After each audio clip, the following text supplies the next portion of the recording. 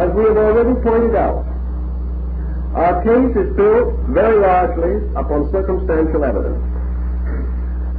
Circumstantial evidence has a validity, particularly when a number of different evidential points all lead in the same direction, or all indicate the same general trend.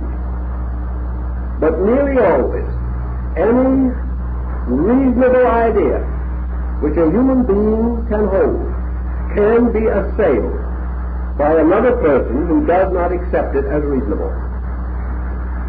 Thus, acceptance of the reasonable is not assured, and many persons will not acknowledge even factual evidence if it is contrary to their own inclinations. It is more difficult, however, to deny a fact than it is to deny a reasonable assumption. Thus, we are still working constantly in our own minds to clarify in as reasonable a way as possible all of the elements of this story, so that we may come to conclusions and may be able to say with good semantics, I believe that this is reasonable, and I am inclined to accept it. I accept it because it is reasonable, not because it is factual. And we'll continue to search for additional reasonable points, and hope always that in the course of seeking, facts themselves shall be revealed. We will take an example of our problem this evening. To start with, we're dealing with some European aspects of the matter. So let us take one of the most interesting and confusing problems that we have in the field of Atlantis research, and that is the effort to explain the migrations of the lemmings. Now, the lemmings are a small rodent-like animal, about 5 inches in length, very similar to the American field mouse. The lemmings inhabit northern areas of Western Europe, and normally they are like our field mice, rather difficult to find and not apparently over-plentiful. But periodically they increase tremendously in number, and on an average are from 4 to 7 years. This figure is not irregular. We have migrations of lemmings, migrations that are a little reminiscent of the story of the bird migrations at our mission of San Juan Capistrano. The lemmings suddenly increase tremendously in number, and they begin to move downward into Norway and Sweden, and they become a very serious problem. They can be counted and numbered in millions. Why they should so suddenly increase is not as yet understood. Again, we have only reasonable findings, even on a scientific level. But these creatures, moving over vast areas of land, impoverish it because of their constant need of food, and they are accompanied by birds, animals, that prey upon them, so that often there is a great slaughter of lemmings as they continue this migratory course. It seems that these creatures move by a mass motion. They move with a complete purpose, a purpose for which we have no answer or solution at this time. Their general tendency is to descend from higher levels through valleys or through breaks in the land, always moving downward toward sea level. The lemmings also will swim rivers, swim lakes several miles across, and continue on their way undisturbed and uninterrupted. They multiply very rapidly, and in the course of their migration, which may take anywhere from 1 to 3 years, the number of lemmings at the end of this perilous trip is often greater than at the beginning.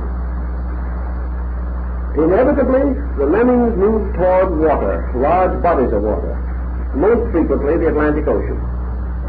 And when they reach the shore of the Atlantic, they swim out into the ocean and continue to swim until they drown. No one knows why.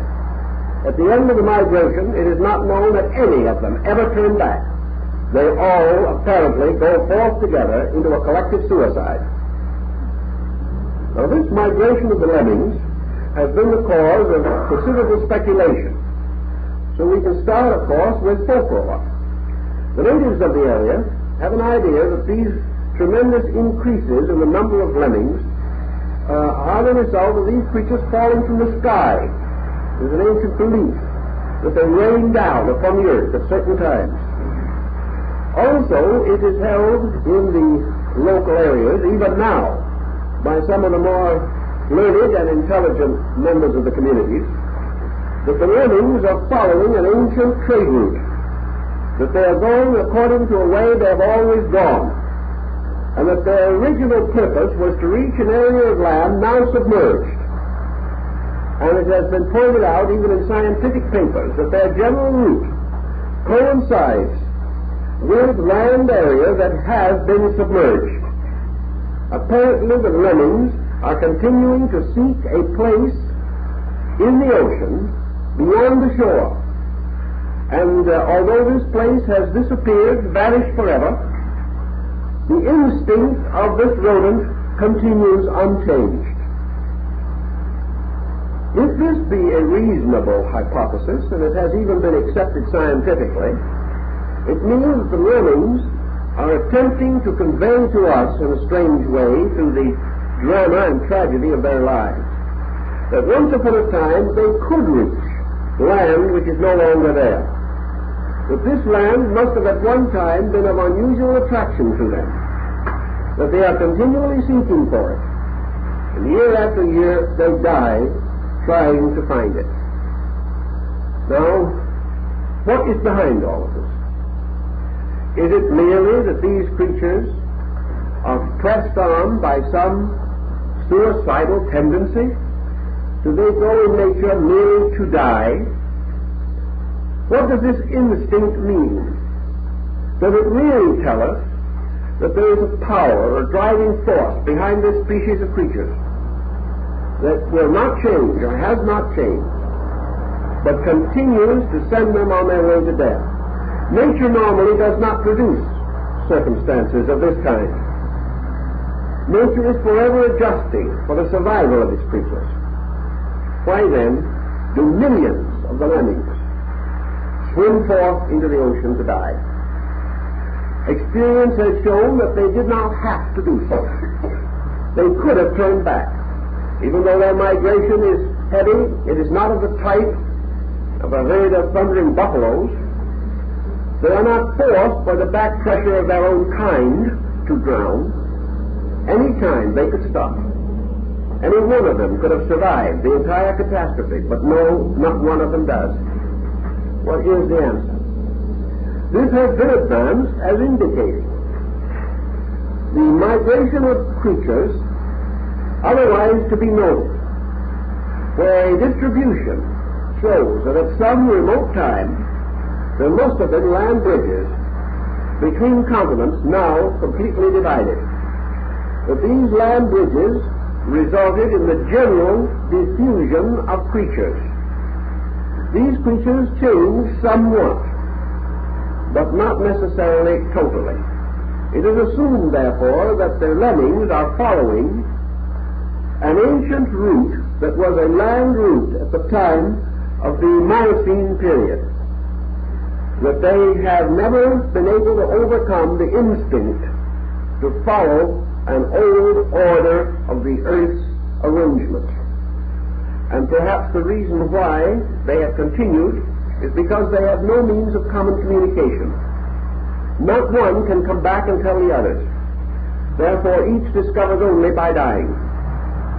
It is a strange and remarkable story, but it's one of the facts that tells us apparently that these creatures have always expected to find land, that they did not expect to die. So the instinct that drives them may be of psychological importance. We have no way of knowing whether the lemmings have the folk consciousness on a lower level that we recognize in certain human culture groups. In any event, their strange little pattern, locked within their own primitive structure, is this seeking of another land beyond the water. We know that they have not been influenced by Ignatius Donnelly or anyone else. They are not seeking because of Colonel Churchward or because of any modern writer. They have not even perused the Timaeus and Critias of Plato. They are merely obeying something, obeying a force that is irresistible. The same force that probably at one time did permit them to wander into other regions and perhaps ultimately breed into what we call the American field mouse. Whatever it was, this is another natural relic which seems in many ways to be more reasonable than human thinking, because we are dealing now with something totally apart from the attitudes of human beings. In the distribution of the Atlantic continent, as in the idealistic reconstructions thereof, we also observe what might be termed the eastern end of the Atlantic Bridge. This eastern end seemingly extended reasonably to the north, certainly including much of England, and perhaps further into the Scandinavian area. Whether this was a continuous area, or whether there were islands and a land bridge at the northern end, we do not know. But Atlantis seems to have been bound to Europe at one time along the entire coast, from what we now call the Scandinavian countries to the western point of Africa. It united with what is now Spain and Portugal. It united with the western coast of France. It extended upward into the Baltic countries. It was one tremendous band of land. And when we study the old maps and compare them with existing maps, the land bridges necessary to complete the picture would create a land area in the Atlantic Ocean basin about 1.5 times the size of the United States of America. It would have been a tremendous piece of land, a very vast area, with the Azores Islands somewhat above the center of the band, but within the general area thereof. On the western side, this tremendous continent was bound to the western hemisphere from an area north of Nova Scotia up around Newfoundland, all the way down to what we will call Cape Hatteras. It then seems to have broken away and to have tipped with water between it and land downward to include most of the West Indies. We do not find absolute proof of a land bridge as far south as the eastern points of South America. But we do have this tremendous area. How can we strive to increase our rational understanding of the effect of this culture upon surviving land areas?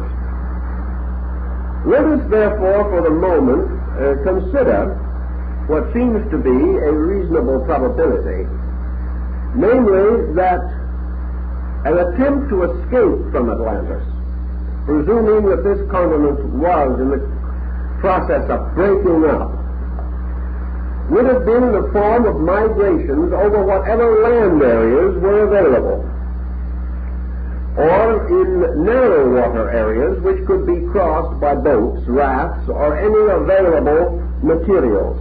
We are not at all certain that long-range preparations for such navigation could be made. On the other hand, ships may also have been available, or large canoes of something of that nature. It would seem, though, that taking the Azores to be approximately the seat of the central point of Atlantean culture, though not the center of the continent, it would seem reasonable that those existing areas of the Earth's surface which were associated with the terminals of the ancient continent would be most likely to have direct relics or indications of the earlier connections. We have, however, an entirely different problem also to face, and that is our geological problem. According to our problem today, as we visualize it, a large part of the Atlantis story should have existed about the time of the Cro-Magnon. Should have existed in the great periods which we recognize geologically as those related to the emergence or appearance of primitive man upon the earth. So we study the Cro-Magnon, we study the remnants of his way of life, and such as we are able to discover about him does not give us any distinct clue to our Atlantean culture. And here we must pause and give careful consideration to what might be termed negative evidence. We have no evidence that we can bring forth today out of the remnants and ruins of the past to indicate the primitive man of the Cro-Magnon period, at which period certainly Atlantis should have been already an existing culture, that the Cro-Magnon was equipped with any of the instruments of culture or civilization with which we associate the Atlantean. We have two answers possible to this dilemma. First is that the Cro-Magnon represented a level of primitive savagery which existed contemporaneously with a higher culture. Just as today, we would not be entirely flattered if our culture was to be estimated only by the Australian bushman. Yet he exists today. He exists in a world which he is rather out of step with. And if in some remote time archaeologists should excavate his remains in an effort to determine the cultural strata of the 20th century, the ethnologist or anthropologist would come under a bad time. He would come to some very false conclusions. Thus, it is not as certain that the discovery of primitive man's remains invalidates the possibility of a higher culture existing at the same time, especially if this culture was somewhat limited from the standpoint of the area in which it developed. Plato's account cannot be dismissed with complete lightness, although again it is only fair to say that as early as the 2nd and 3rd century, Platonists regarded it with suspicion. It should only, however, lead us to a more thorough and careful examination of such evidence as can be accumulated. We study the Cro-Magnon, we see his primitive struggle for existence. We see him fighting the mysteries of a prehistoric world which seems to have been abandoned to savagery and wildness. We find him groping upward for fire, for shelter, for clothing.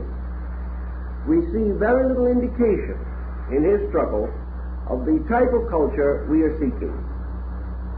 Does this mean that already land areas had broken away so that by degrees the Atlantic continent had shrunk into one vast insular region which was not in contact or indirectly accessible to the migrations of the primitive men of that time?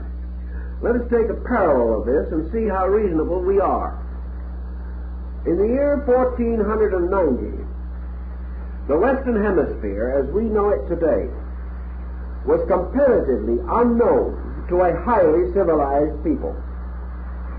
In 1490, European man was not aware of the existence of the American Indian. He was not aware that between Europe and Asia was a vast continent that would someday dominate the world. Let us be a little more local in our thinking. Down in Central America, your Aztec, Maya, Toltec culture had practically no awareness whatever of the Plains Indians of North America. These nomadic tribes also seemingly, for the most part, derived very little from comparative proximity with the Aztec, Maya, Toltec cultures. The only point where they seemed to meet and mingle was along the banks of what we call today the Rio Grande. In other words, your New Mexican Pueblos, your town-dweller Indians, your Hopis, Zunis, are the ones which show the mingling of these two cultures. But not far away, other Indian tribes seem to be comparatively unaware that a great, highly cultured civilization lay to the south. The empire of Montezuma was one of the greatest empires the world has ever known. Yet Montezuma knew nothing of the existence of Europe. Therefore, as late as the 15th century of the present era, 1/3 of the world was unknown to the balance, with a few exceptions, a few individuals who had had one or other way of greater contact. But these very individuals were ridiculed for their belief that such a thing could exist. Our American Indian is the victim of this misunderstanding, for the early explorers named him the Indian because they thought he was an East Indian and that they had reached Asia. Now, if this could happen in a civilization that could give us the greatness of Florence, of Rome, the magnificent temples and palaces of the Near East, how much more so could this have occurred thousands, perhaps 50,000 years ago? Thus the fact that areas were not commonly known and that various levels of culture, or lack of it, could have existed contemporaneously is not disproved. We therefore have certain negative findings, but they are not conclusive in any way. They only indicate, perhaps, that, as has been generally suspected, the Atlantic catastrophe took place over a very long period of change during most of the Pliocene age. That therefore, by the time that what we call the Cro-Magnon had made his appearance, some of the land bridges had already disappeared. And the primitive man of Europe had no means of reaching this larger world outside, or this tremendous complex of culture located upon its 10 islands, or upon its continents and islands. This will fit also, to a large degree, into our previous concept, namely that certain cultural motions from Atlantis may have rescued the Cro-Magnon and have started him on a way to culture for which we have at this time no adequate explanation. What happened between the Cro-Magnon and the rise of Egypt? Here is an absolute blank. We have a man crawling around, fighting saber-toothed tigers. We have him living in a cave, mumbling raw bones. We have him struggling to perfect the stone axe.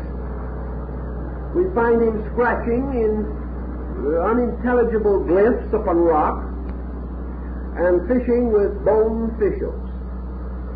We have him striving for fire and finally attaining it, and his principal instrument of defense being a rock, which he apparently tossed with some success at monsters that have since disappeared. We are not sure, however, that he was responsible for their disappearance. He probably missed most of his targets. Then in a short time we find the rise of the first dynasties of Egypt. We find a literate people, a scientifically cultured people. We know nothing about what any man was doing 10,000 years ago. But 7,000 years ago he was building pyramids. What happened between? What suddenly moved this mysterious missing link of Gabriel Max into what we call the pattern of progress? Something must have happened to it. Yet we have no record of what did happen to it. He, in his surviving forms, primitive peoples of today, have no adequate record except the myths which we have already discussed. Yet something definitely did happen. Whatever it was gradually moved man with incredible rapidity from savagery to a socialized state, which already was admirable when history as we know it begins. The great Assyriologists, the great Egyptologists, the great sinologists, none of them have any answer. They do not know what the force was that tipped man into a state of rational existence. This mystery perhaps is concealed in the biblical account of where the Adamus, or the pre-Adamite man, was suddenly endowed with soul, became a living soul, capable of thought, capable of conscious growth. The circumstances are dim.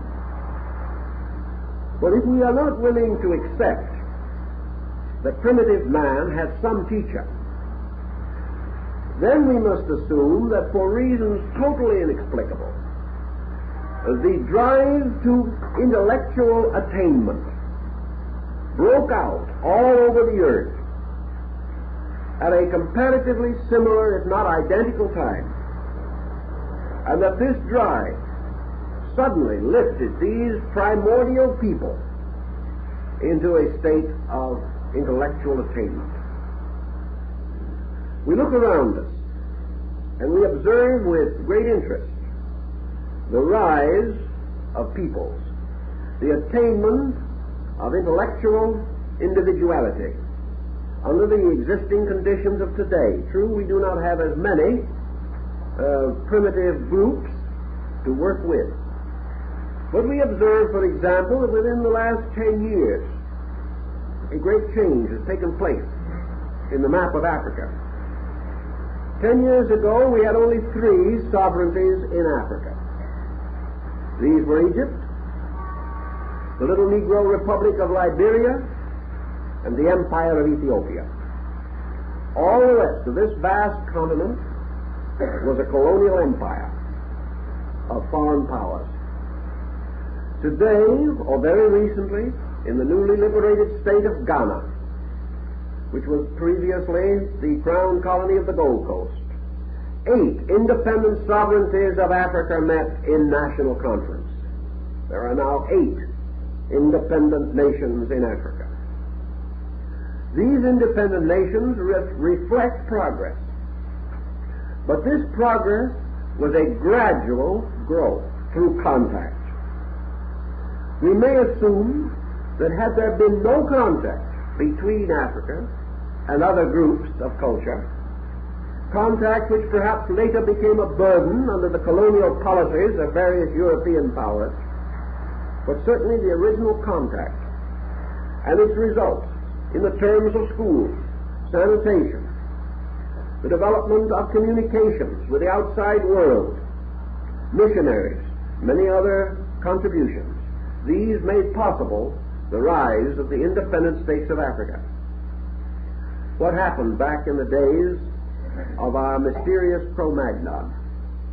Had he been reached by other powers who had advanced longer and considerably in the way of independent individualism, he might well be rapidly moved to a higher social foundation.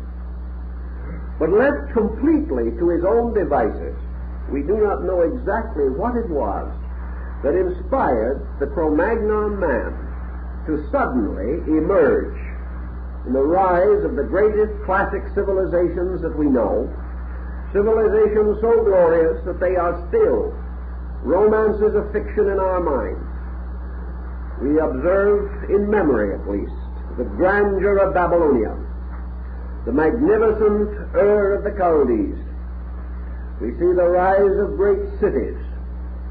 We behold the wonders of Philae, at Karnak, at Luxor, and the tremendous pyramids upon the delta of the Nile. We see the rising glory of China and India. These things did not emerge suddenly out of the Cro-Magnon. Something had to happen. He did not have a long enough time, and more interesting, had he developed these things of his own accord and in his own simple way, we would have locked in the earth, locked in the stratas of geological formation and in the human artifacts, the unbroken record of these changes over long thousands of years. We do not have them. We do not have the evidence of the super Cro-Magnon. We do not have the indication of this man suddenly becoming the astronomer, the scientist, the physician. We do not find rising in him the vestiges of great theocratic states, the rise of knowledge. We do not find in him the seeds of reading, writing, and arithmetic. What happened? Until all these questions are satisfactorily answered, in some way, we have a right, from a reasonable point of view, to ask the questions. And we also have a right to advance as reasonable, but not factual, such explanations as may contribute most directly to the clarification of this difficulty. There seems to be only one possible answer. That is, natural answer. If we do not wish to ascend into the entirely rarefied atmosphere of mystical speculation. The most common reasonable answers are usually the correct ones, and the last to be found. And these speculations would indicate that a wise young man who grew up alone and became a scholar must have known someone who was. Must have had at least sufficient contact to awaken within himself the realization of the possible directing of his own abilities. He might not have studied long with a scholar, but had he seen somewhere a state superior to his own, then he might gradually, through meditation, strive to attain it, having visualized it, having known of its existence. But without even the possibility of such awareness, it is unlikely that he would move very rapidly. And it is very interesting to note that the story of man's rise on this planet, as far as it is recorded, is phenomenally rapid. And that much that we can hardly understand or appreciate took place within a few thousand years, whereas other processes in nature took millions of years. Thus, the possibility of the existence of the hen before the appearance of the egg comes to our thinking. We, of course, can fall into Aristotle's problem of regressive evasion, because that previous hen requires a previous egg, which in turn supposes a previous hen, and we can go back beyond any point we wish to even imagine. The natural answer is, however, that somewhere man did have a period of growth sufficiently long to explain in terms of evolution his gradual attainments and his reasonable growth from infancy to maturity as a creature. And that this particular pattern of growth has disappeared, so that we are no longer able to rescue its proportions. We can see only certain effects of it, but its own substantial nature completely eludes us. Atlantis offers a possibility, and it is also quite certain, as we have said before, that Atlantis represented a period, an epoch, in the development of world cultures. General Furlong, in his Rivers of Light, attempts to show the rise of the great cultures of mankind, particularly as these refer to the seven principal streams of religion. Looking over his long and intricate graphs relating to this procedure, we observe that the general is in exactly the same dilemma. He suddenly discovers in the background of things the altars of the seven great gods, or of the seven great ideas, which later arose and developed and became systems of theology, which by their minglings produced philosophy, and these minglings with religion finally resulted in the emergence of science. General Furlong can take them back so far. Then his charts dwindle out. And in his work he is unable to identify the origin of one of the 7 streams with which he is concerned. They suddenly flow from hidden sources. Once they appear, they are the wonder of the ages. But where were they before they appeared? For in the intervals involved, there is no time for their maturing. On one side of this dark curtain of history, a primitive man, unlettered, unlearned. He steps through the curtain like the prologue of a Shakespearean play. Behind the curtain, he is a savage. He steps through, takes a bow, he is a gentleman. How did it happen? It is not wise to assume merely magic. It is much wiser to assume that something happened which we do not know. Paracelsus said a miracle is only an effect, the cause of which is unknown, but the cause must be equal to its effect. And what produced civilized man must be equal to what it produced. This we do not know. We have no way of estimating. So we circle a little bit around the European end of this great bridge to find out, if we can, what was happening. One of the things that strikes us, as O'Brien points out in his Round Towers of Ireland, is a remain of ancient masonry in the Emerald Isle. These strange towers that look almost like Egyptian obelisks, except that they are circular. These towers belong to a kind of architecture which today is tied into the most elaborate folklore and legendary among a people who have become synonymous with folklore and legendary. The builders of the Round Towers of Ireland, O'Brien opines, might have been Buddhist monks. For there is a record that Buddhist monks from Asia reached Ireland at a remote period. Lord Kingsborough, in his great work, The Anacalypsis, also takes it for granted that Asiatic migrants reached Ireland at a very ancient time. How long ago? We do not know. And as we mentioned earlier, the various schools of archaeology are in no common accord as to the primitive remains in Ireland and in the north of Scotland. Another interesting group presents itself to us on the plains of England, where we have the strange mass of stones which we call Stonehenge. This is called a Druid Temple, and we've heard it until we have come to believe it. Actually, the Druid remains and records, as preserved in the Welsh records and legends, and in the account of Taliesin, and even in the reports of Caesar, the Druids at that time used Stonehenge because they regarded it as a monument created by the gods of previous ages. The Druid records tell us definitely that the Druids found Stonehenge. They did not create it. They are much like your Aztecs of Mexico, who found the pyramids of the sun and moon, but did not build them.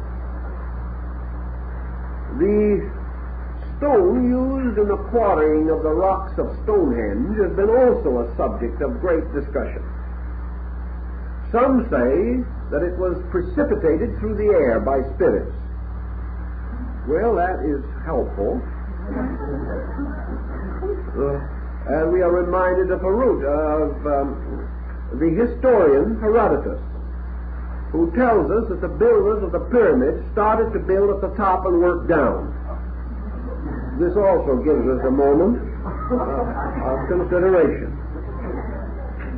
We also have read recently that it was advanced as a speculation to explain the mysterious figures and heads on the Easter Island, as it is now called, were moved by having huge stones quarried out, dropped into a volcano, which fired them out again and dropped them in convenient spots.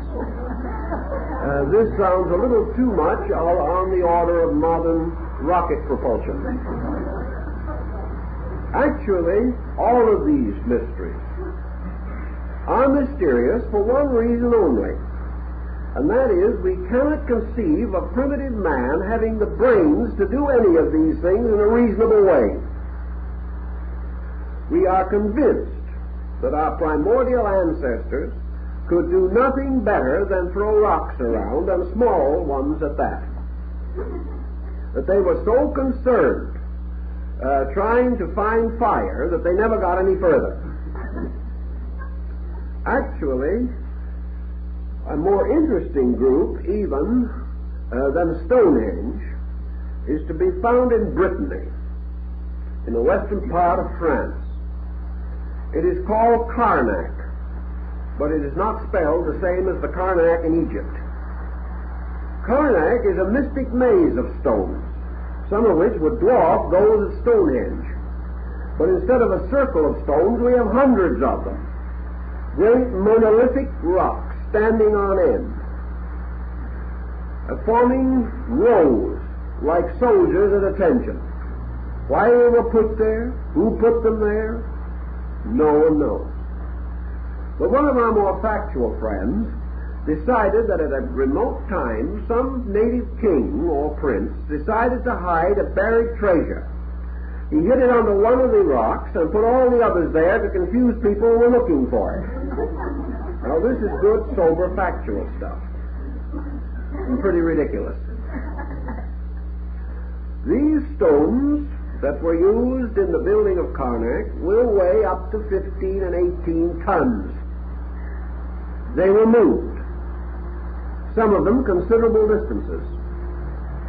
And like the tremendous carved stones of Guatemala, they apparently were tipped into the ground at one end by digging a pit and allowing the weight of the stone to gradually drop it into the pit.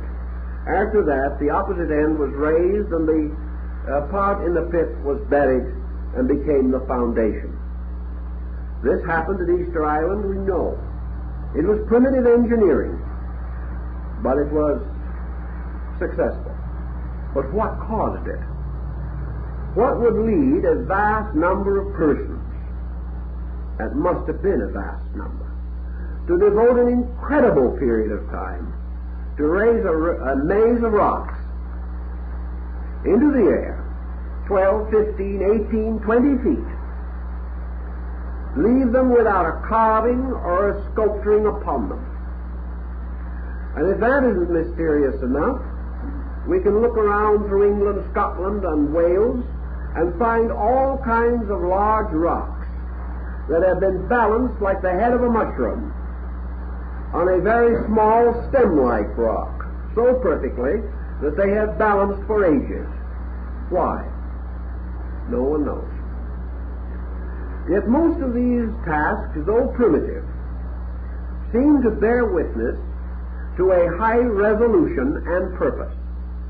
This purpose we get no trace of in the story of the Cro-Magnon man. We find this problem, or this purpose, already exhausted by the time that Egypt began. But there is this similarity. The builders of the pyramids and the great monuments of Egypt used the same basic method, but they had highly refined it so that their achievements were orderly, scientifically reasonable. Somewhere, factors had come in, yet these factors were not unknown to the builders of Stonehenge and Karnak. The Druids found that Stonehenge constituted a magnificent calendar of the equinoxes and solstices. We know that the pyramid is oriented to the 11th decimal point. It is almost certain that the great ruins of Karnak in Brittany had some definite scientific or religious usage. These were built by persons who already knew something. They were not built by the Cro-Magnon, but apparently they were standing there long before we come to this dark curtain which divides prehistory from history as we know it now. We also observe a number of other intriguing and stimulating lines of thought. Where it is possible to trace the physical remains of a people, we have certain foundations upon which to build. When, however, we begin to trace the psychological foundations of people, we are in a field where our own instruments are inadequate. Psychology as we know it today is only 50 or 60 years old. We are seeking now for further insight into the pressures and archetypal patterns behind the human race. We are looking essentially for the same thing the scientist is trying to find out about the lemmings. We are trying to discover the source of the pressure which we have today called progress. What caused it? What has caused it to snowball? Why is it today that progress has gradually become mostly pressure? And that under the insistences of this tremendous momentum, we are sometimes afraid that we are rolling and rumbling our way towards some incalculable doom, that we are committing suicide just as the lemmings commit suicide each time they migrate along the field or line of their own tremendous pressure. This pressure seems to always be present as a result of a cause. We may like to assume that man's pressure began totally within himself. But every experience that we know tells us that there must be two kinds of pressure. One is pressure from within, and the other is pressure from the outside. That from one type, the first pressure, we discover the existence of energy resources, of power and of will. We discover that under stimulation, under incentive, as we call it, man has an incredible reservoir of potential. But that this potential is only released when necessary, when conditions demand it, require it. And it prefers to be released sequentially, each step leading naturally to that which follows it. Just as the growth of the child is a sequential, regular procedure, so the growth of archetypal idea in man has been always a sequential growth. The battleship did not come first and the hollowed-out log afterwards. But from the hollowed-out log, man gradually learned one useful improvement after another until he was able to build a boat. But he only built the first boat, or hollowed out the log, because he discovered in certain areas that if he sat astride a log that was not hollow and allowed his feet to dangle in the water on both sides when he wanted to cross a stream, he was liable to lose a foot or two to a crocodile getting across. He found it necessary to protect himself against the dangers in the water. Therefore, he gained the idea of gradually lifting his feet out of the water and finding a place for them either on or in the log. And out of that gradually has come a procedure which has led to such great ships as we have today. Ships that are the inevitable development of sequential pressure within the incentive and inventive faculty of man. Therefore, the Egyptian, or the earliest culture groups in the valley of the Euphrates, India and China, that emerged with powerful cultural patterns, emerged because of incentive and because of a long period of experimentation. Now we look back upon them and we say, but after all, they may not have needed this period, because actually so many of their achievements were simple in comparison to ours. We needed their foundations, but they could never have conceived the things we would build upon them. There is one point of difference, however. When you educate a child, the most important, necessary, and difficult part is the first 2 or 3 years. There he must gain use of the instruments of his own education. He must be given the basic principles, reading, writing, arithmetic, spelling. He must have these things, for without these he cannot build. And now today, in the 20th century, we are not certain how these should be imparted to him. We are beginning to suspect that our methods of teaching him are not what they should be.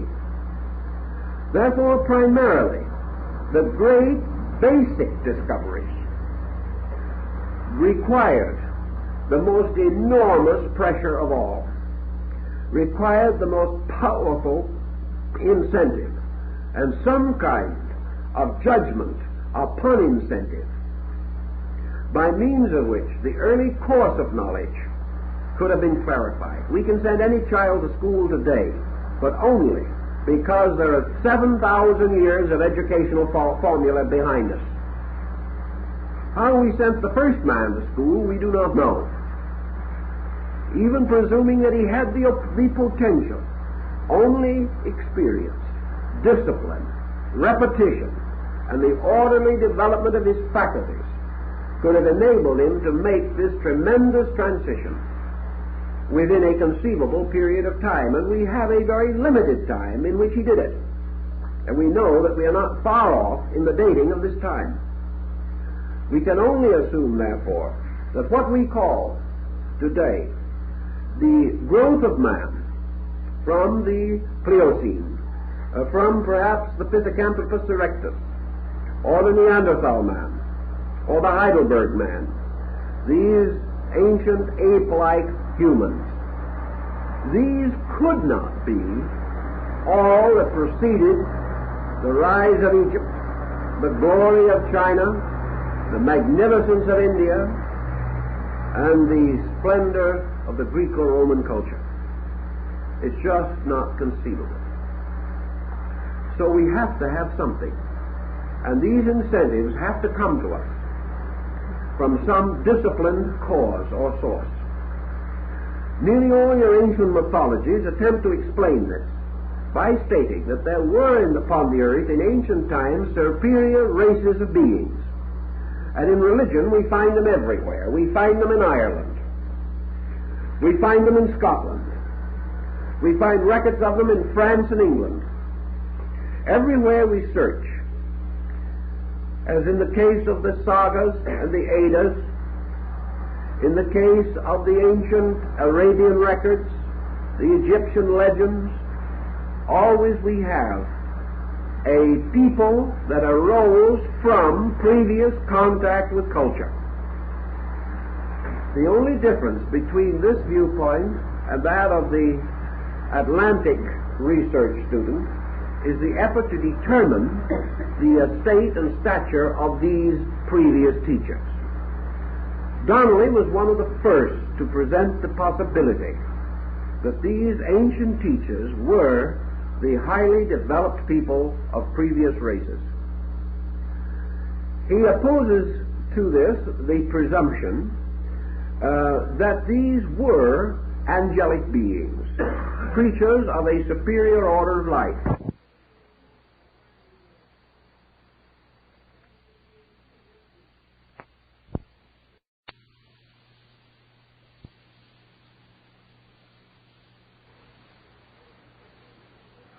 Many mystical groups take it for granted that there were in the earth and the ancient times superior orders of beings that were not human, that were the teachers of mankind.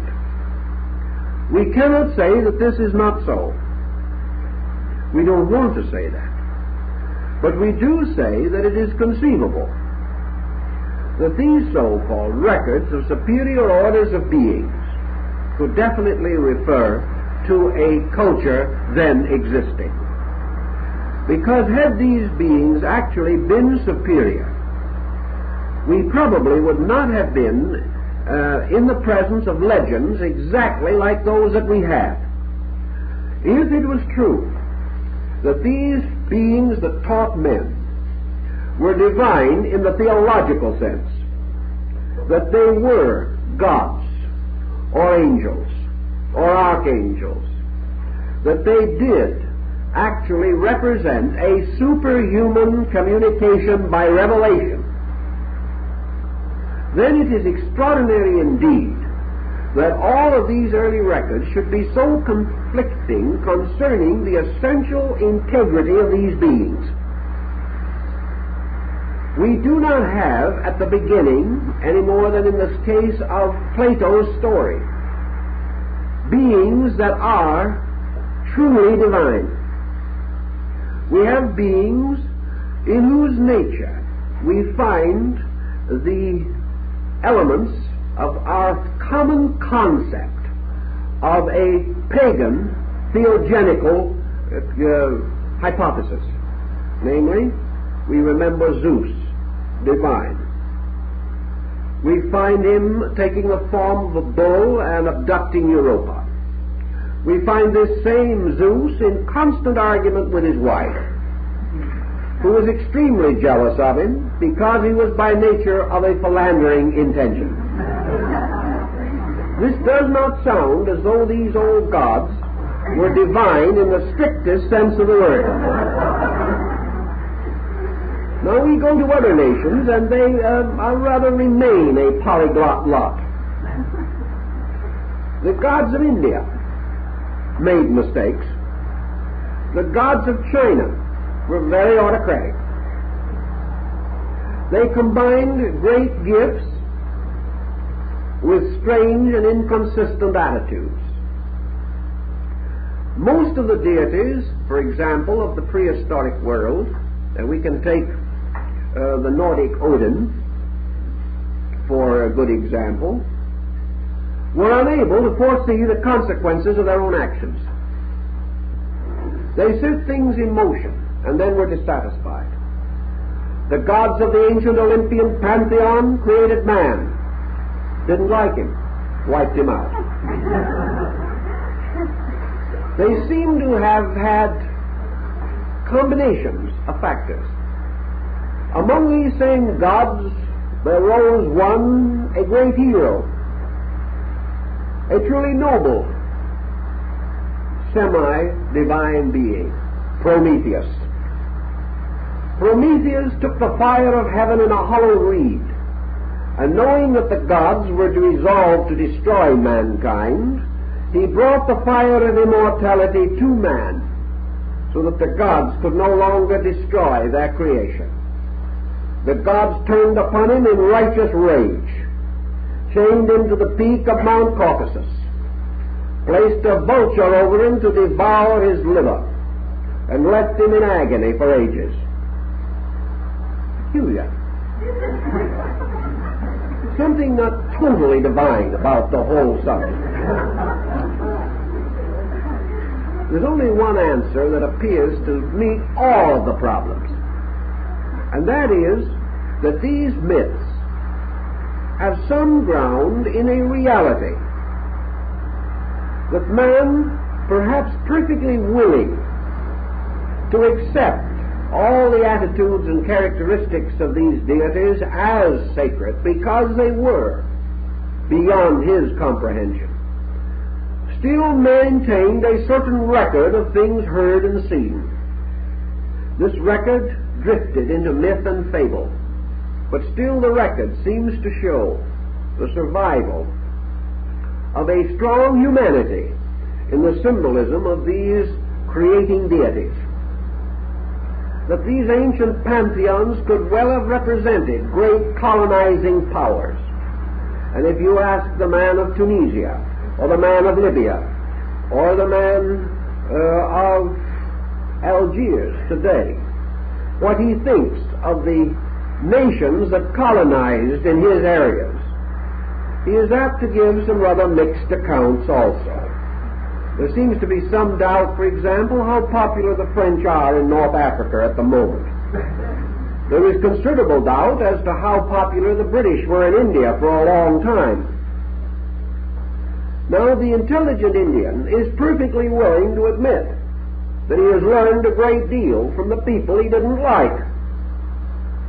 And if 10,000 years from now this whole episode is mythologized, as could occur, even our best tape recordings won't last that long, it's quite conceivable that reports concerning the ancient masters of races would be as interesting, confused, and inconsistent as those of the theologies out of the past which we hear of today.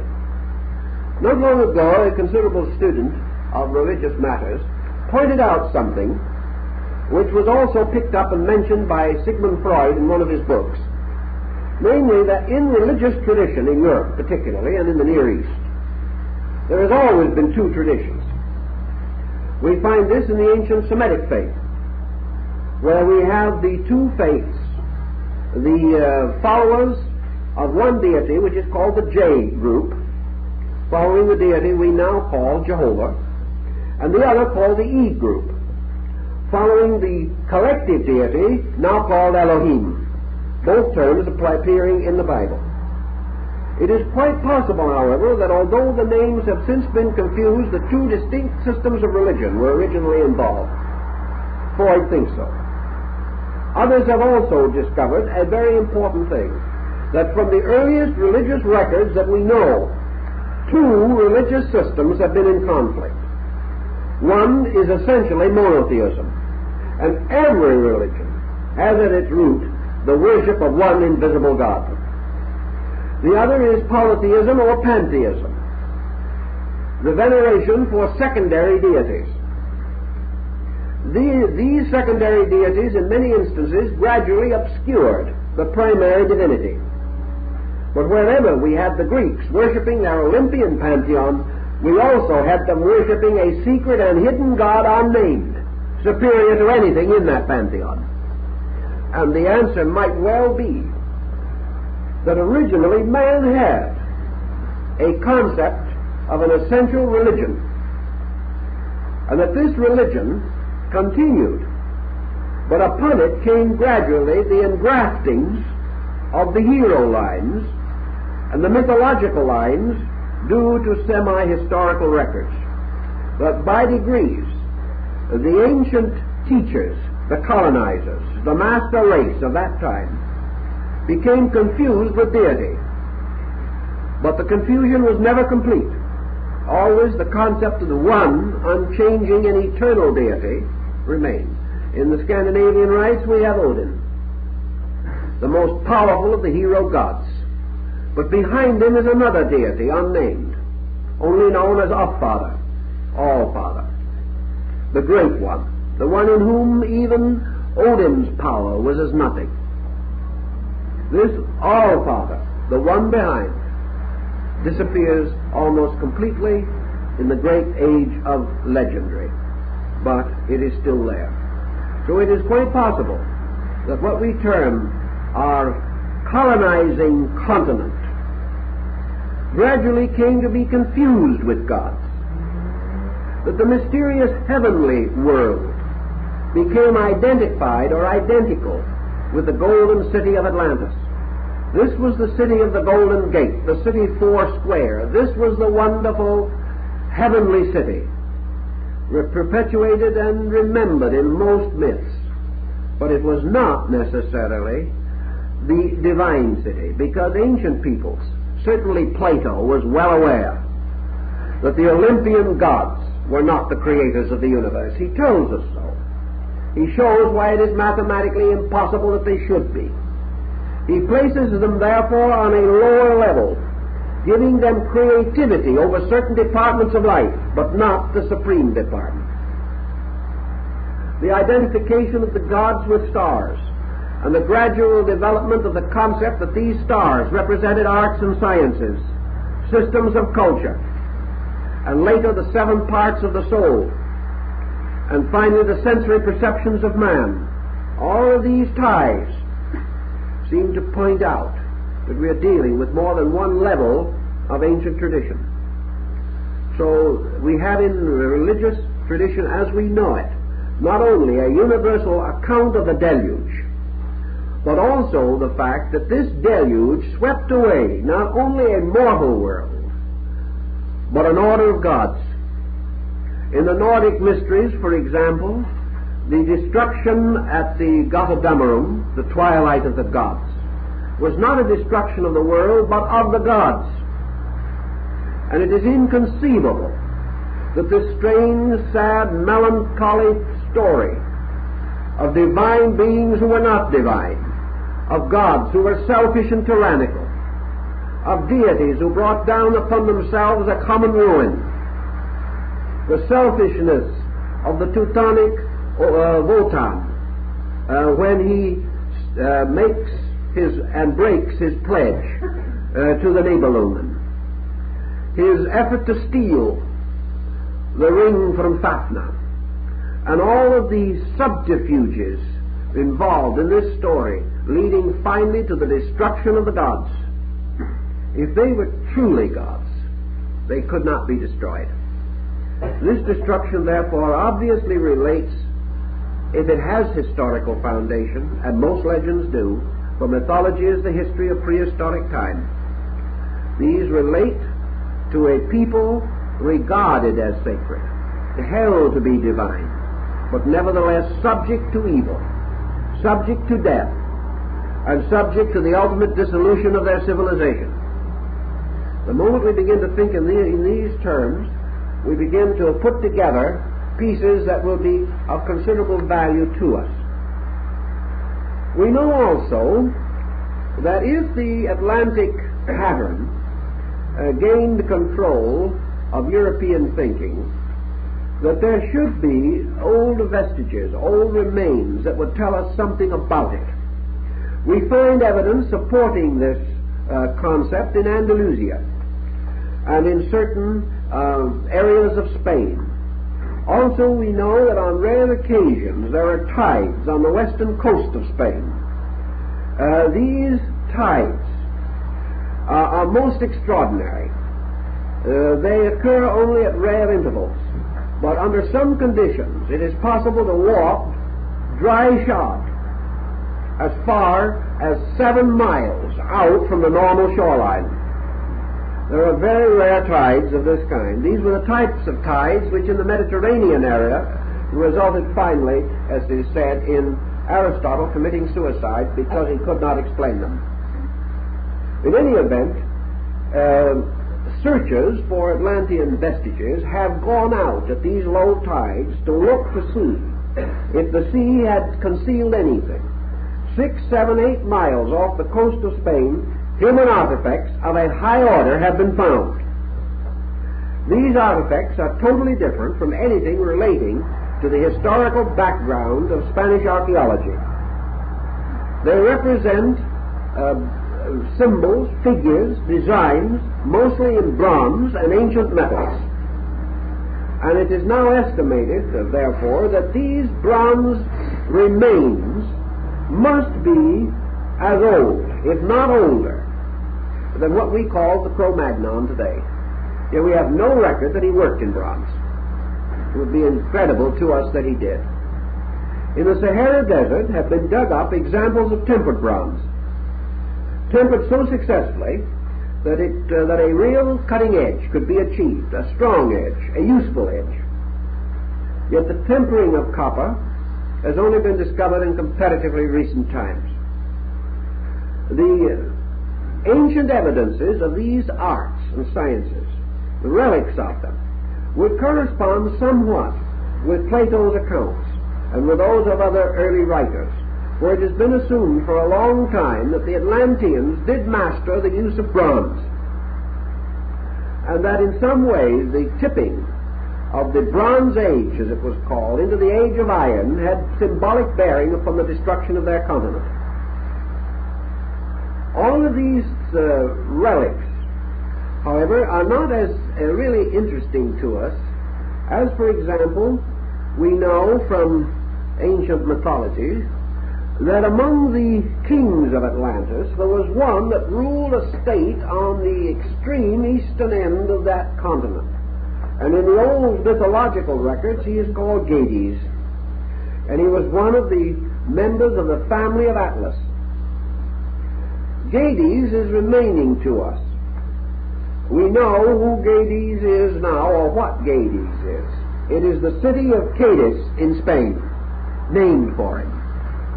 He was an Atlantean king. How did the Spanish city come to pick up this legend?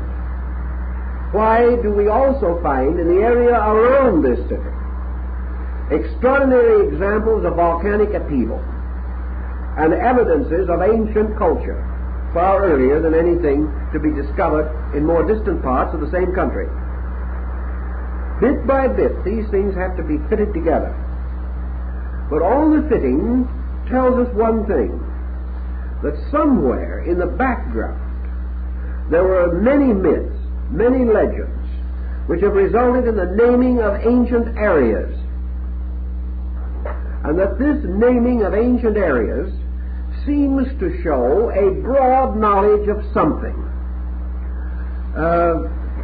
Some years ago, a man named Preston, in his work, The Great Pyramid, a book on the Great Pyramid, New Light on the Great Pyramid. I guess his name was Parsons, not Preston.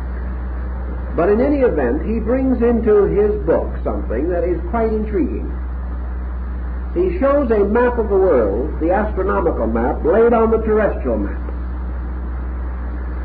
He makes his contact by tying the celestial constellation of the Nile with the terrestrial Nile, assuming that at some remote period the heavenly map and the earthly map coincided, following an ancient belief that there is, they say, a flower in the field for every star in the sky, but more particularly these great land areas.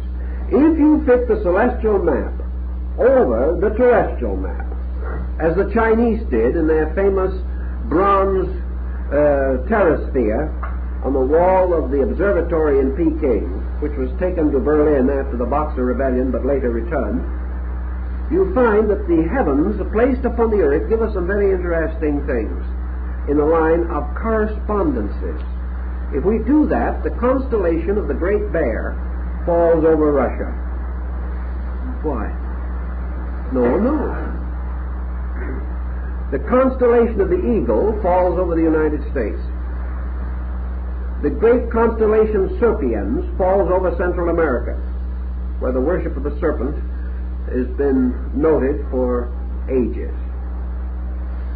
All parts of this terrestrial celestial correspondence map seems to indicate that the creators of the star groups had some kind of a knowledge of geography, that they were not unaware that there were land areas, and that at some prehistoric time these land areas had been reached or charted.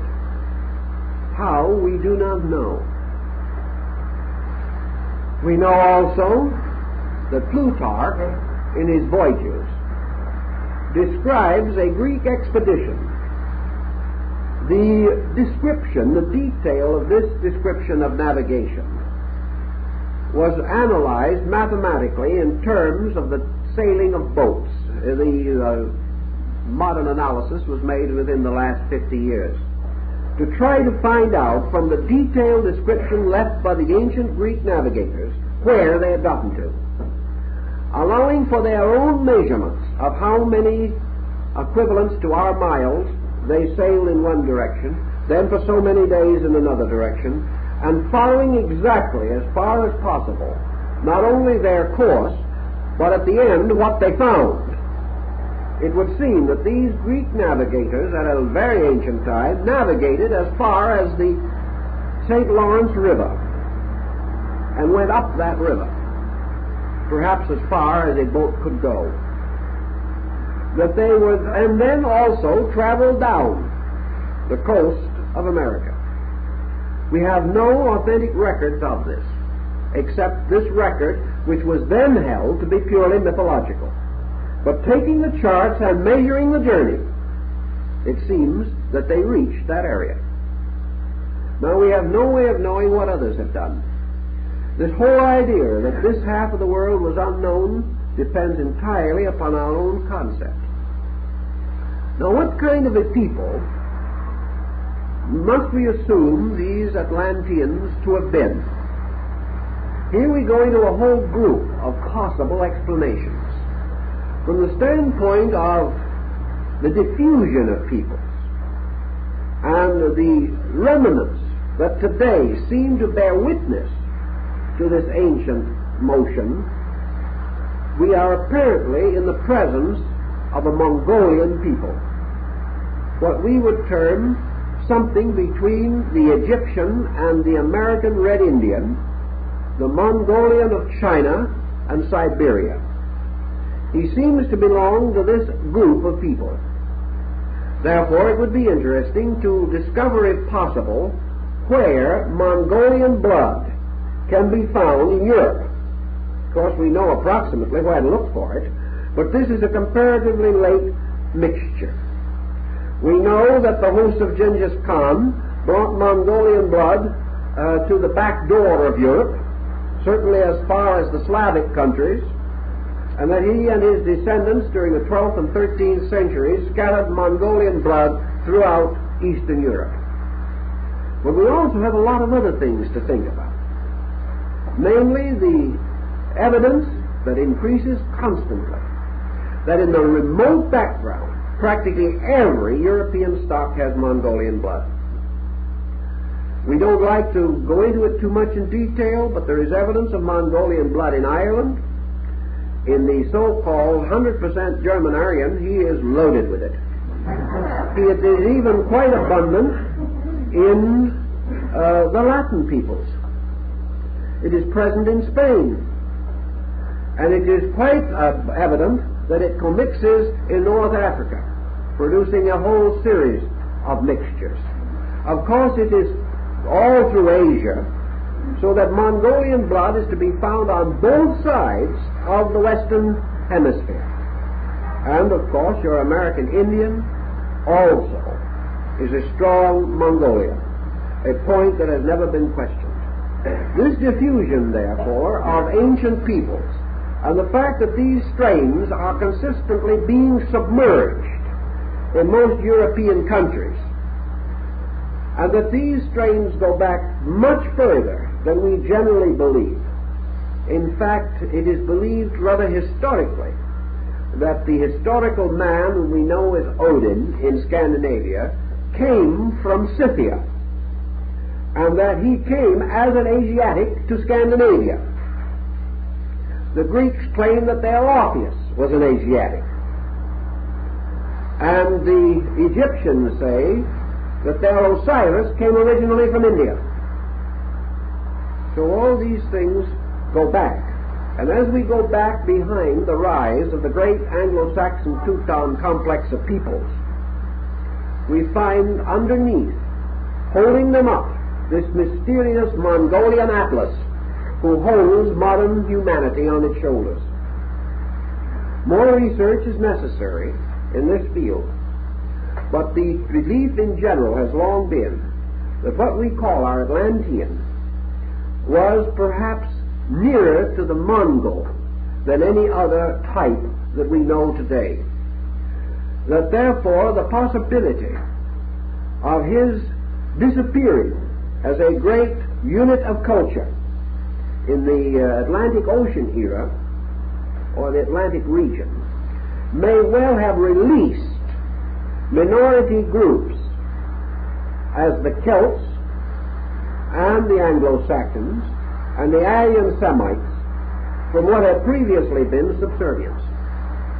That it was the loss of these master powers that gave a tremendous incentive to the rise of European culture, for which also we have no reasonable explanation. We simply do not know. The Druids had two colleges in France. These colleges, one of which was the great school of Bibractus, taught so much of learning that it was to the amazement of Caesar. The Romans had nothing comparing to the great universities of the Druids. These universities, however, have vanished from all memory, apparently. They disappeared. But what they taught came from very ancient sources. And we know that such doctrines as rebirth and evolution were known to the Druids. In fact, they borrowed money in one life and gave a receipt promising to pay it back in the next, which indicates a very high degree of faith, particularly on the part of the individual who accepted the note. Today, we trace most of these beliefs to Asia. Now we have another problem. That's a rather pretty and subtle one. Assuming that Asia attained a comparatively high cultural level at an early period, and your Indian records might assume it, we must then explain our Aleutian Straits migrations and our Bering Sea migrations. At what time, according to the conservative men of the field, did this migration from Asia take place that was to populate the Western Hemisphere with its traditional red man? We have to look carefully. This migration must have occurred before Asia attained a cultural platform which we associate with its classical era. Had it attained its classical definition, it would have brought this information with it and would not have left the entire North American hemisphere as far as the Mexican border without a calendar. It couldn't have happened. These things would have come along. And also many doctrines would have advanced much more completely, and we would not have had a great culture like Asia producing a nomadic culture like our North American Indians. Therefore, our American Indian possesses the rudiments of Asiatic shamanism, but he does not possess it in a highly developed form. Therefore, he has to have brought it, the primitive part, with him, and had to have left the homeland before the more highly advanced part was known to his own people. Then cut off, theoretically, he could have been forced to grow slowly, achieving over a period of perhaps several thousand years the final culture which he attained in the great Iroquois League. If the Iroquois League lasted for 50 years longer, Europe could not have conquered America. This situation points out something else. Down further along our shores, in the Mexican, Toltec, Aztec, Maya complex, we have an entirely different people, structurally and racially. Here we have a people with a great culture, a culture that confounded Montezuma and left the early Jesuits that accompanied him speechless and caused them finally to reform their own calendar from that of Mexico. Here was a people that did not wander across the Bering Straits or the Aleutian island chain. These people came with an achievement. Had they migrated, they would have left their records from Alaska to Mexico, but they did not. Migration could not have been rapid enough in those days for them not to have left long, enduring records the entire length of our coast. They didn't. They say themselves they didn't come from there. They say that they came from an entirely different area. They came from the east. If they came from the east, they did not come from any nation that we know of in historic time. And yet we have every reason from their calendar to assume that they arose in ancient time from a very highly civilized group. They were not Egyptians. They were not Phoenicians. They were not Assyrians, or Chaldeans, or Babylonians. And certainly they were not Irishmen.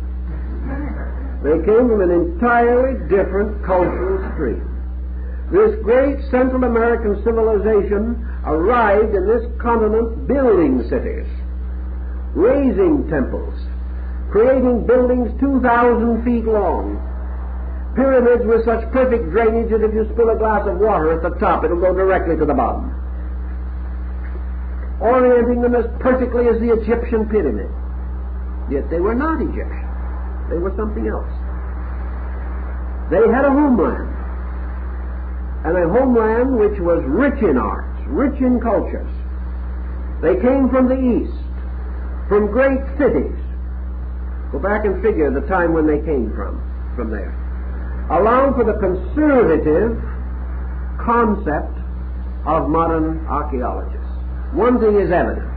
They did not come from Europe since the Roman Empire. Or someone would have remembered them. Someone would have noted it. No people strong enough to have produced the great empire of Mayapan could have detached itself from the Italy of the Medicis or the Rome of the Caesars and not been remembered. We might say they could have come from some other area, such as Gaul. But at that time, these people were dressed in the skins of animals. They were not your Maya Empire. They could not have come in the days between the rise of the Roman kingdoms, 600 B.C. They did not come from Greece. There's nothing remotely Grecian about them. They speak no language that is known in the old world. They use no alphabet from Europe, yet they came from the east. Where? They tell us distinctly that they did come from the east. There is no other explanation for them. There is no trace of them coming down our western Americas. They certainly didn't come from Patagonia. There is nothing that tells us that they could have come directly from Asia. They tell us themselves that they came from the east. Their great hero god, later, to follow the pattern, came from the east, from the land of the seven colors. Later, when Cortez came from the east, they declared him to be their god returned because he had followed the same route as their ancient peoples. These things tell us that this people arose somewhere this side of Europe and the far side of Mexico. They didn't come from the Azores. They were not the people of Madeira, and they certainly were not the ancient inhabitants of the West Indies. Where did they come from? Seemingly, we have no record. Within historic time, they did not come from Africa. They have none of the bloodstream. How did they get where they got? There seems to be one point that is made out of this, that some cultural center existed that could produce a people that could build a city like Chichen Itza, in which the public buildings are some of them 5 miles apart. It is estimated that the city of Chichen Itza, if laid out architecturally and completed according to the existing remains, would have been large enough to house 3 million people. Where did they come from? They tell us. But we have to deny it because we can't find the land they spoke of, even though they tell us it's there. But if we can imagine from their calendars that they did move in, they moved in already rich. They moved in upon a previous people, aboriginal. And we have the same situation here that we had in other parts of the world. 2 layers of culture, one built upon the other, like the Aryas of India moving down into the Dravidian culture of the Indo-Gangetic Plain. These things moved, and they moved from the west, from the east to the west, through some region, some area, unknown. That these people could have navigated a distance is true. That a whole civilization moved the entire width of the Atlantic is unlikely. The lands of mud must once have been there. Now, the strange glory of the great Western culture, the cities which they built, have in some way fired the imagination of many thinkers to assume that this whole mode of architecture, this whole psychology of life, was the shadow, the dying remnant of the Atlantean. That another remnant of this, moving in the opposite direction and striking the Mediterranean culture, resulted in Egypt, but that these 2 forks had already separated. Therefore, in certain things there is a common heritage. In other things, however, there is no heritage. Both use glyphs, but the glyphs cannot be completely deciphered in terms of each other. There are reminiscences, but there are differences. It is quite possible that the Western culture, the magnificent city of Mexico described by Cortez, the city that was a fairyland of beauty, and yet a city in which a strange warlikeness, human sacrifice, and all these things abounded, could well have been the remnant of this decadent Atlantean culture which was wiped out for its cruelties. We do not know, but the dream moves in that direction. The thinking seems to tell us that there was this central core there. If this existed, as by reasonable hypothesis, then we know that the people who reached the Western Hemisphere sometime perhaps between the beginning of the Christian era and 1,000 years before that period in there, that these people reached this Western Hemisphere from the remnants and vestiges of something. And there are reports and records to be found that would indicate that parts of the Antilles, as we call it, parts of the area around the West Indian group was submerged, the parts were submerged comparatively recently. There is indication that in the area which we call the Sargasso Sea at the present time, the graveyard of ships, that there were large areas which were not submerged until well within the period of history. That these submergences may have been as late as 1,000 to 2,000 years before the beginning of the Christian era. It is possible that these formed parts of the land bridges that carried these people from some unknown homeland of still earlier vintage. Here again, then, if we posit our Atlantean, as we find him in Plato, assuming him to have existed some 12,000 years before the beginning of the Christian era, and in this period coming to the conclusion of his culture, what is behind him? We must assume that behind him was a long history. And this is also implied but not analyzed by Plato. These people had to rise. They had to come to authority and power. Again, they had to be taught by gods and heroes of a still more ancient time. What we probably have not recognized and have never given serious consideration to is that man has been on this earth much longer than even the most optimistic anthropologist believes. That there have been many cultures, but that the natures of these cultures were such that for some of them at least, surviving artifacts might be comparatively rare. We have reasons to assume, for example, if we can believe our studies of anatomy and physiology, that primitive man may have lived here as a comparatively rational being without leaving architectural remains. That's something we've never taken into consideration at all. Namely, that what we call our stream of culture, which has largely been a stream marked by monuments. Wherever we have gone, we've left a monument, whether it was the pyramid or Stonehenge. Wherever we have gone, we have also left carved bones, inscribed rocks, human remains in some cultural form. This represents, however, a direction of energy. It is quite possible that man could have existed, as the legends tell us, at a time when these things were not necessary. That he could have had an entirely different orientation, and that this orientation was lost to him by what is called symbolically the fall. That this fall may also have historical meaning. That it represents not necessarily the punishment of a crime, but a reorganization of man's powers, possibly going back, and this may psychologically have great importance in the course of time, to the beginning at which apparently the human being, together with most other creatures of nature, was hermaphrodite. That it was not until the division of the sexes that the intellectual polarization of man began to force him into an objective condition. This is indicated by most of the scriptural writings of the world.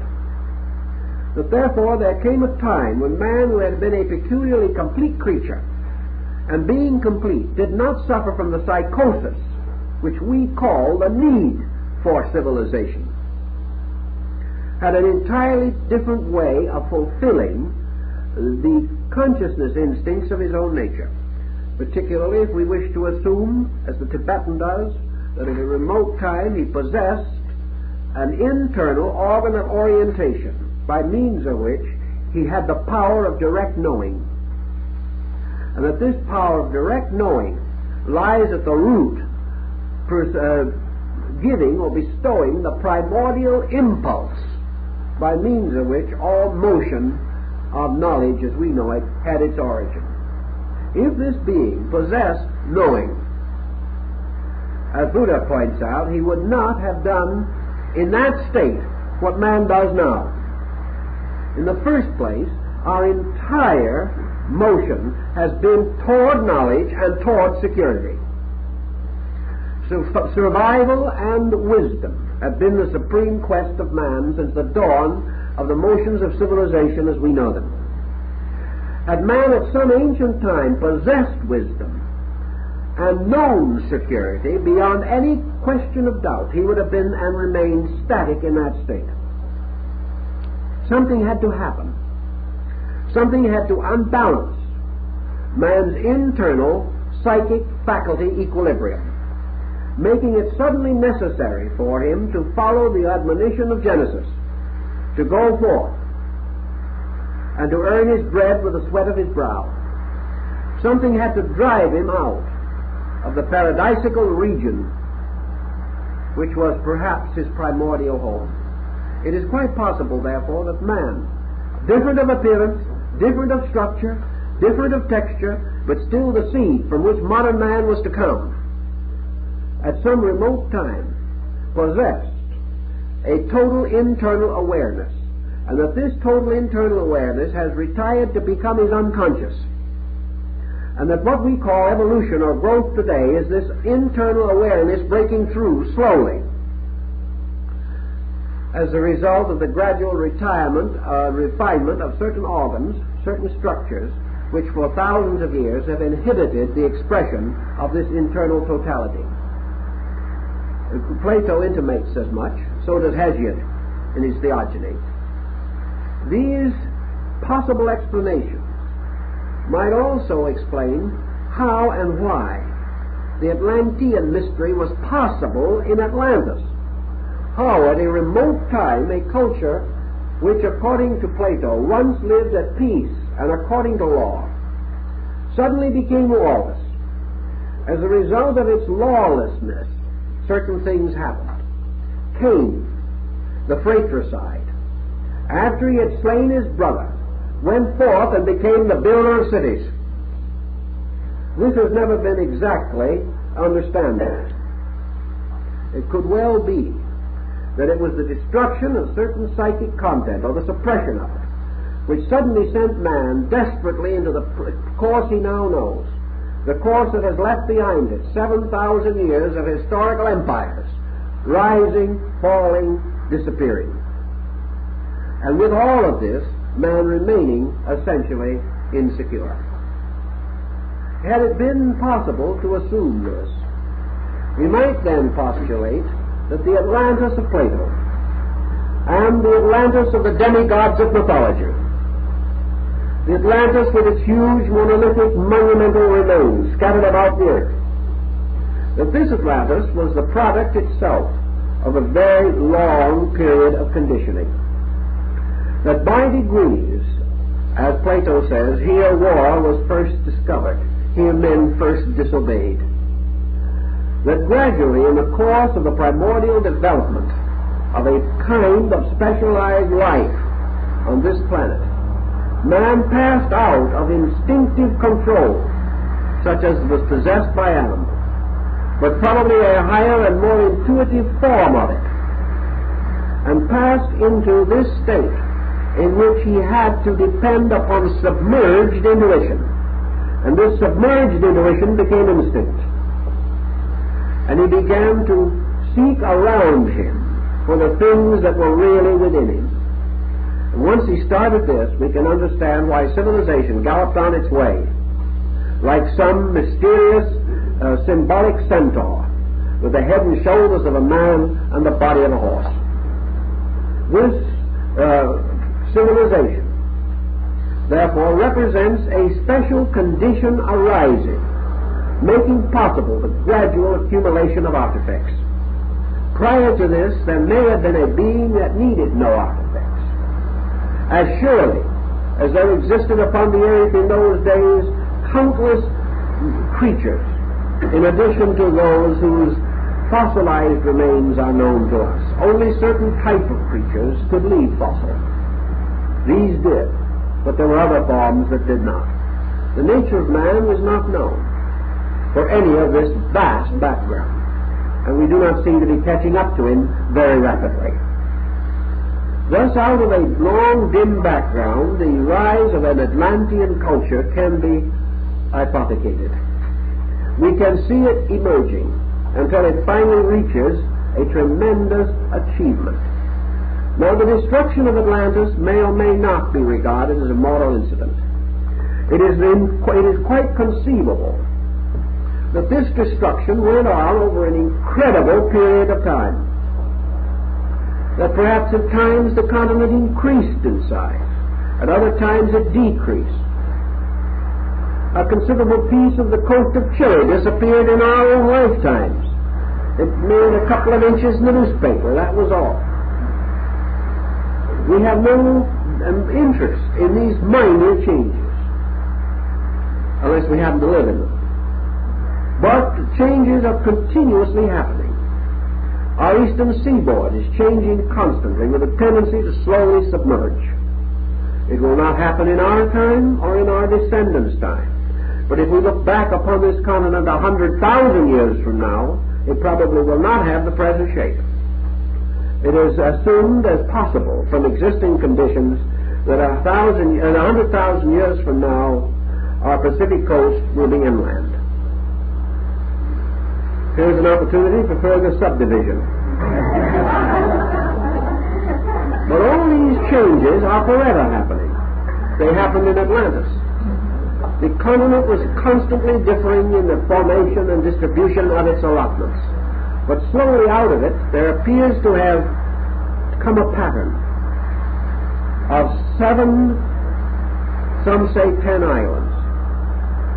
And that these islands, including a comparatively large region, Posidonis, remain for a long time, perhaps suffering from problems not dissimilar from the Japanese islands, where population problems are acute, and where the peoples attempted to escape to the mainland in the colonization of Manchuria and helped to precipitate a very difficult political situation. What is going to happen to the Dutch East Indies? Who cares about Java unless you happen to be a Javanese? And yet at the moment, Java is the most densely populated area on the face of the earth, averaging 700 persons to the square mile for the entire island. What are we going to do with these people? They're increasing constantly. There may have been great problems of that kind that we know nothing about long ago. The migrations of these peoples over great periods of time, and finally, the destruction of the great capital center, which was still the homeland of all these peoples. Imagine Atlantis spreading out and casting a vast empire, ruled over, as was the British Empire, by a small group of islands. This island kingdom, this center, by its gradual destruction and its ultimate sudden annihilation, if we sit down and study it, analyze the possibility of migrations from Atlantis perhaps covering 100,000 years or 1,000,000 years, moving into various other areas, meeting ultimately with further later migrations of their own peoples, mingling with primitive or pre-Atlantean groups existing. Here we have a tremendously complicated history, a history that could touch 1,000 nations in 1,000 different ways, bringing one thing to one people and one to another. Some of these groups, like the American Indians, might have migrated from their homeland before the rise of Atlantean culture, so that little but myth, legend, and bloodstream remained. Others may have been among the last, and the the first and the last meeting may have slain each other because they no longer recognized any kinship. It is all a very confusing and fantastic situation. And out of it arises a little isolated community like the Basques between France and Spain. People without a history, with an unknown language, with a completely and totally isolated culture, surviving. Other groups of a similar nature are to be found in other places, as in the Nilgiri hills of India. Here we have also records on our Latin American coast, particularly northern parts of South America, of blonde, blue-eyed Indians who flourished there 3,000 or 4,000 years ago. Who were they? Examination of their skull remains is most discomforting. Their brain capacity was equal to ours. Where did they come from? No one knows. We have to place behind our present anthropological and ethnological concept some proven pattern of human motion in a dark period before history. We cannot have nothing back there but the missing link. We cannot have nothing there but a hairy human anthropoid giving birth out of his own wisdom to Greek philosophers. There has to be something. And this something has to be a bridge that is strong, long, old, and important.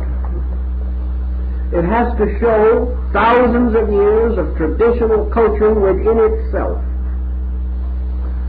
Even if the Atlantic theory or Atlantis theory of Plato does only one thing for us, that thing, it seems to me, may ultimately be more than sustained, although we speak only from reason and not from fact. Namely, that we have got to be prepared to discover ancient cultures, prehistoric cultures, that can explain our present achievements. We also, perhaps, will learn from them the key to the riddle of our own, and we will discover, perchance, how it happened that we took the course that has led us into this strange and difficult procedure. We may also discover where certain basic errors crept in, where we followed false motions, and in so doing have built false foundations. By so doing, by studying, by analyzing and observing, we might even be able to restore, ultimately, the primitive purpose of man, which is now lost to us. For here was a primitive man with a purpose, and no way of attaining it. And here is a modern man with every means of attainment at his disposal and no purpose. These tremendous intervals, these inconsistencies must be reconciled. And to do it, we must have a new concept of the human race. And if the Atlantis theory opens to us the possibilities of this new concept, even though the stories we now have may be many of them incorrect, if they reveal a line of thought that may unfold for us the origin of our species and leave us free from this terrible belief that a few thousand years ago we were untutored savages hunting for fire, and recognize that the man that we know on earth today is the product of vast periods of growth, unfoldment, and that nature has concentrated this effort for a reason. And to attain this reason, we must not be like the lemmings who simply swim out into the sea and drown, because they always have. Man makes mistakes because he always has. Always has. This he cannot afford to do. I'm making a mistake now. It's 2 minutes past time, but I always have made the mistake, so you'll excuse me if you do it on this page. Now I'd like to, before you leave, I'd like to